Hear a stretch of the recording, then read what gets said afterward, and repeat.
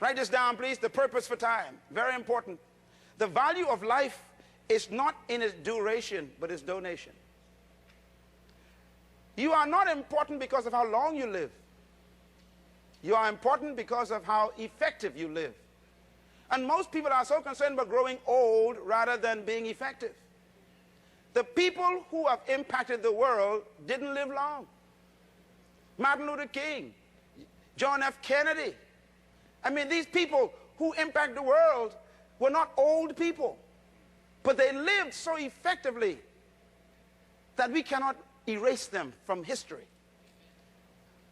The oldest man in the Bible is Methuselah. He lived to be 969 years. What a guy.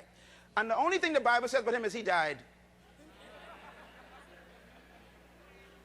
I would love to borrow some of his years. What would I do with his years? Some people just want to live long. No, it's how effective you live. My challenge to you tonight is to make 2004 look like 5 years.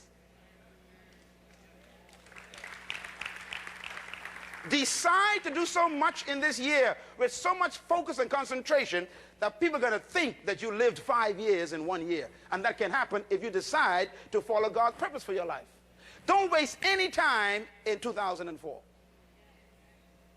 Choose friends that will help you get to your goal. Read books that will take you to your destiny, and eat things that will keep your body in shape to get there. Say amen anyhow. There are some friends you have to drop at 12 midnight tonight if you're going to make it to your dream. And there are some new friends you got to associate with to get to your destination. Because your future is not ahead of you. It's inside of you. Write this down. Time is divided into days, weeks, and years so that we can live life in doses. God is so good. God gave you the joy of living life a day at a time. The Bible says, this is the day that the Lord has made. Let us rejoice in that day and be glad in it. Now we have 365 days already gone, and we can thank God that we did something, but hopefully you can live a better use of your days in 2004. God gave us years so we can end and begin in life. That's why he gave us years, so we can end life and begin again.